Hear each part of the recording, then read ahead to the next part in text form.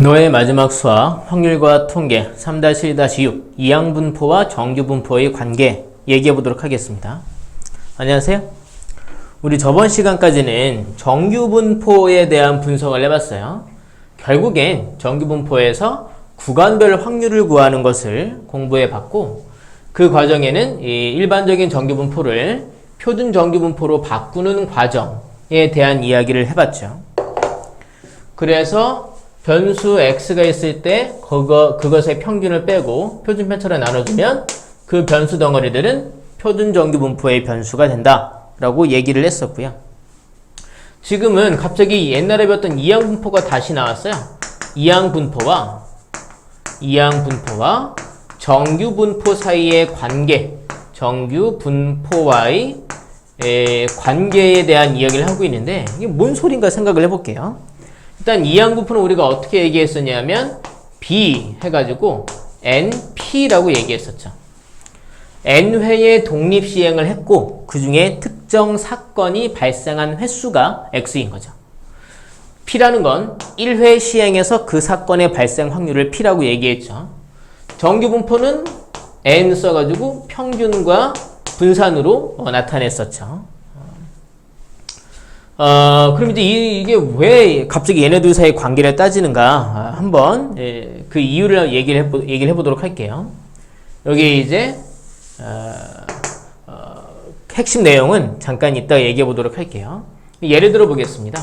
사실 이제 우리는 이항분포를 분석할 때 말이죠, 뭘 했었느냐 하면 이 변수의 평균은 NP였죠. 그리고 분산 구하는 것까지 공부해 봤었어요. 그러니까 그 N회의 독립시행 중에 특정 사건이 발생한 횟수를 X라고 할 때 그 사건이 발생하는 횟수의 평균과 그 사건이 발생하는 횟수의 분산을 구하는 것까지 이항분포에서 배웠단 말입니다. 예를 들어 볼게요. 어떤 확률 변수 X가 거기 이제 필수예제 21번입니다. X가 이항분포를 따른대요. 600,5분의 1을 따른다고 얘기했어요. 무슨 상황이냐면 독립시행을 600번을 한 거예요. 그 중에 어떤 특정 사건이 몇 번 발생했는지가 궁금한 겁니다. 근데 1회 시행에서 그 사건의 발생 확률이 5분의 2인 거죠. 그런 사건이 몇 번 발생했느냐? 바로 이 600번 중에 말이죠. 우리 이제 이런 경우에 대해서 X의 평균이나 분산은 잘 구할 수 있는데 질문이 이겁니다.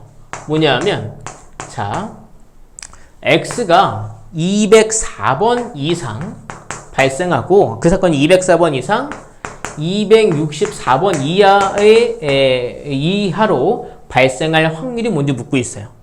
이거 약간 이상하죠.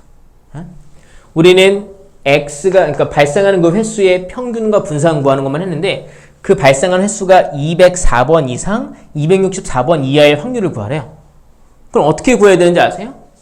204번 발생할 확률은요, 5분의 2라는 이게 사건이 204번 발생을 했고 그 사건이 발생하지 않을 확률은 600번 중에 204번이니까 396번 발생을 했고요. 그런 게 600개의 사건 중에 204번 발생하는 그 사건이 어느 개인지 고르는 개수만큼, 이게 여러분 204번 발생할 확률이에요. 그럼 205번 발생할 수도 있고 206번, 207번 계속 발생할 수도 있겠죠. 205번 발생할 확률은 5분의 2 곱하기 205제곱 5분의 3 곱하기 395제곱 600C 205 이거예요. 이렇게 다 더해 나가야 된단 말이에요. 그럼 우리가 이걸 계산할 수 있겠습니까? 계산이 불가능한 건 아니지만 머리가 터지겠죠. 네, 그쵸? 그래서 이제 이렇게 이항분포에서 구간별 확률을 구할 땐 이런 원칙적인 계산이 너무 복잡한 경우가 많기 때문에 우리가 구할 수가 없더라. 사람들이 이제 어떤 걸 발견했냐 하면 이항분포에서 말이죠. 이항분포에서 요 발생 횟수, 그러니까 발생 횟수가 아니라 독립시행의 횟수, 독립시행의 횟수가 충분히 크면 확률, 여기 이제 X는 이제 이항분포를 따르는 변수인 거죠. 이것을 따르는 확률 변수 X는 정규분포를 따른다. 정규 분포를 따른다라는 걸 사람들이 발견한 거예요.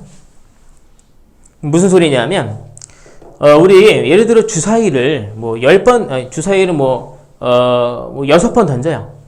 그 중에 1이 나오는 사건을 한번 놓고 보도록 하죠. 확률상으로는 주사위를 6번 던지면 1이 한 번 나와야 되는데 6분의 1이니까 6번 던지면 1이 딱 한 번 나옵니까? 잘 안 나오죠. 더 나올 수도 있고요. 그러니까 수학적 확률을 잘 따르지 않는단 말이에요. 안정적인 분포가 나타나지 않아요. 근데 이 시행의 수를 충분히 크게 하면 한 600번 뭐 이렇게 해버리면 그러면 거의 100번 가까이 1이 나온단 말이에요. 수학적 확률을 따르는 안정적인 분포가 된단 말이죠. 이렇게 n이 충분히 크면 그런 이 확률 이항분포를 따르는 그런 확률 변수가 정규 분포를 따르게 된다라고 생각을 하는 거예요. 그렇게 된 걸 이제 사람들이 발견했어요. 그럼 왜 중요하냐? 정규 분포를 따르기만 하면 그러면 우리가 이거를 표준화해서 구간별 확률을 구할 수 있잖아요. 바로 지금 여기에서 이런 문제 말이죠. 자 보세요. 여기서 이제 우리가 이걸 볼 때 얘는 현재 이항분포지만 이미 시행의 수가 600번이잖아요. 이건 이제 충분히 큰 거예요. 이제 충분히 크다는 이 기준이 애매모호하긴 한데 기준을 뭐로 보느냐면 NP 그리고 그건 NQ 1-P죠. 이게 5 이상이면은 그럼 우리가 충분히 크다고 봐요. 이거 곱하면 5 이상이죠. 충분히 크겠죠. 그러면 이제 우리가 여기서 뭘 얘기하느냐? X는 정규 분포를 따른다. 그럼 이 자리에 뭐가 들어옵니까? 평균이 들어오죠. 둘 곱한 게 평균이죠. 그럼 여기는 곱하면 120, 240. 그리고 이 자리에는 분산이 들어오겠죠. 분산은 여기 240에다 곱하기 5분의 3을 해줘야죠. 여기는 얼마야? 5로 나누니까 48 곱하기 3, 38에 24, 3, 42, 144. 그러니까 이제 이게 12에 적음이 되는 거죠. 그러니까 이런 x가 이항분포를 따르는 이런 x가 여기 이 시행의 수가 충분히 컸기 때문에 정규분포를 따른다라고 볼 수가 있고 이렇게 구간별 확률을 구할 때에는 정규분포를 따른다라는 이 특징을 이용을 해서 구간별 확률을 구하면 쉽게 아주 정확한 값은 아니겠지만 대략적으로 들어맞는 값을 쉽게 구할 수 있게 된다 이겁니다. 그럼 이제 이 확률은 뭐로 바뀔 수 있게 되느냐? 표준화해주면 되겠죠. 여기서 240 빼고요. 11을 나누는 거죠. 204에서 240을 빼고 11을 나누고 여기 이제 z가 됐겠죠. 같은 과정을 했으면 264에서 240을 빼고 11을 나누는 거죠. 그러면 이게 마이너스 36이죠. 11을 나누니까 마이너스 3이 됐고 z는 여기는 24니까 11을 나누면 2가 됐겠네요. 그러니까 이 확률이 x가 정규분포를 따른다라는 성질에 의해서 이런 확률로 바뀔 수 있게 된다 이겁니다. 그럼 얘는요. 표준 정규분포, 확률 분포 표를 보고 이 확률을 구하면 되겠죠.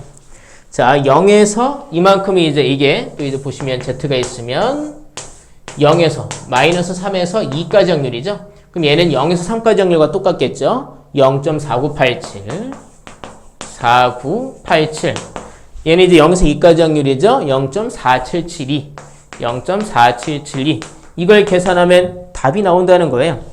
뭐 결과는 0.9759라고 하는데요. 자, 그래서 정리해보면 이항분포와 정규분포 사이에서 어떤 관계가 있느냐? 요 n이 충분히 크면 n과 p의 곱 혹은 n과 q 1-p 그것의 곱이 5 이상이면 n이 충분히 크다고 보는데 그러면 요 이항분포를 따르던 확률 변수는 정규분포를 따른다라고 볼 수 있다라는 겁니다. 그걸 이용하는 이유는 이항분포를 따르는 확률 변수의 구간별 확률을 구할 때 그냥 계산하면 너무 복잡하니까 정규분포를 따른다라는 것을 근거로 해서 표준 정규분포로 바꿔서 확률을 구하면 계산이 훨씬 간단하기 때문에 그걸 이용하려고 이 특징을 이용한단 말입니다. 그러니까 더 정확히 얘기해보면 이항분포를 따르던 이런 확률 변수가 n이 충분히 크면 정규분포를 따른다. 여기 이제 이 자리에 평균을 써야죠. 그러니까 이런 상황에서 이 평균 자리에는 NP가 들어가고 이 자리에는 분산이 들어가야죠. 여기는 NPQ를 써서 이런 정규분포를 따른다고 볼 수 있고 그리고 나면 구간별 확률을 구할 때 표준화 작업을 거쳐서 구간별 확률을 구할 수 있게 된다라는 겁니다. 자, 거기 뒷페이지 문제 보겠습니다. 뒷페이지 문제 보시면 필수 예제 22번입니다. 잠깐 볼게요. 결국에는 이항분포를 따르는 확률 변수가 n의 값이 충분히 크면 정규 분포를 따른다. 그게 중요한데 사실 이렇게 이항분포를 따르는 확률 변수에 대해서 구간별 확률을 구할 때에는 이런 정규 분포적 특성을 이용하게끔 하고요.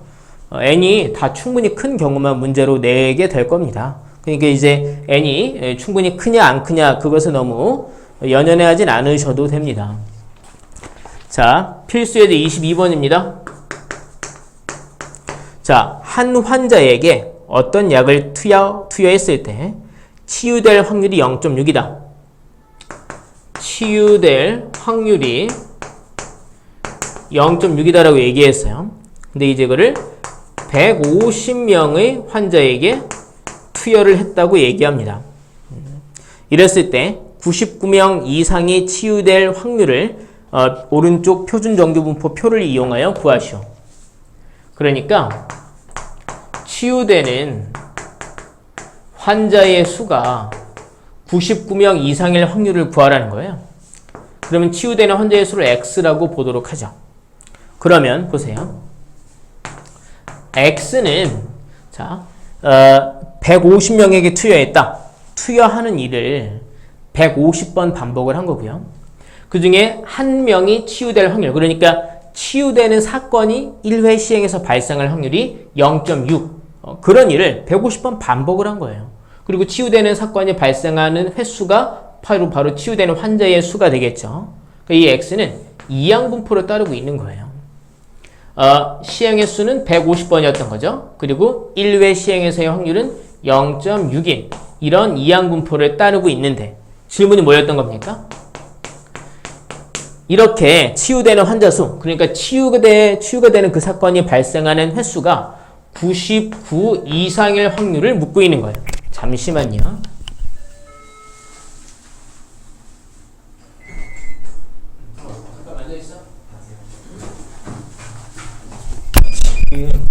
학생이 와서 금방 요 문제만 풀고 끝내도록 하겠습니다. 자, 이 확률을 묻고 있는 거란 말이죠. 그럼 이렇게 이항분포에서 구간별 확률을 구하려면 엄청 복잡하잖아요. 그럼 이제 어떻게 하라고요? x는 거기 앉아 있어. 아무데나 앉아 있어.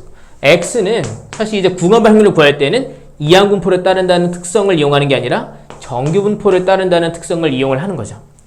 이게 충분히 큰가? 곱해보세요. 5 이상이잖아요. 얘 곱하기 0.4에도 5 이상이 되겠죠. 얘는 정규분포를 따른다. 이 자리에 이제 평균이 말이죠. 곱하니까 해가지고 90, 여기다가 이제 0.4 곱하는 거 지금 36, 6의 제곱. 이거를 따른다라고도 볼 수 있다는 얘기죠. 이런 구간별 확률을 구할 때에는 x가 정규분포를 따른다라는 이 특징을 이용해서 구간별 확률을 구하면 훨씬 쉽게 계산을 해낼 수가 있죠. 물론 아주 정확한 값은 아니겠지만 말이죠. 그럼 이제 여기 확률 x가 99 이상일 확률은 무엇으로 바뀔 수 있느냐? 자, 여기서 평균 90 빼고 표준 편차 6으로 나누는 거죠. 그럼 이제 z가 되고요. 90 빼면 9, 6으로 나누면 6분의 9니까 1.5가 되겠네요. 이 확률로 대체할 수 있다는 얘기죠. 이렇게 z가 있으면 여기 이렇게 0, 여기가 1.5 해서 이 부분의 확률을 구하라는 얘기인 거죠. 그러면 여기 0.5에서 0에서 1.5까지 확률을 빼면 되겠네요. 0.5에서 0에서 1.5까지 확률 얼마입니까? 0.4332랍니다. 0.4332 계산하면 8 얼마니? 6 0.0 0.0668 이렇게 확률을 구간별 확률을 구할 수 있게 되겠군요. 그러니까 여기서 하게 된 건 결국에 뭐냐면 이항분포를 따르는 확률 변수의 구간별 확률을 구하는 연습을 한 겁니다. 구간별 확률을 구할 때는요, 이런 이항분포가 정규분포를 따른다라는 것을 이용을 해서 표준화 작업을 거친 다음에 구간별 확률을 구한 거죠. 그 전에 이렇게 말로 나와 있는 이런 상황이 이항분포를 따르는지 아닌지를 여러분들이 판단하실 수 있어야 되겠죠. 반복적인 시행을 여러 번 했느냐, 그러니까 독립적인 시행을 여러 번 반복했는가, 그리고 그 중에서 내가 원하는 어떤 특정 사건이 있는가, 그거를 확인해 보셔야 되겠습니다. 이런 식으로도 많이 나와요. 어떤 약을 여러 명에게 반복적으로 투여했다. 이것도 이항분포의 대표적인 예가 되겠죠. 문제로 꼭 연습해 보도록 하시고요. 고생하셨습니다.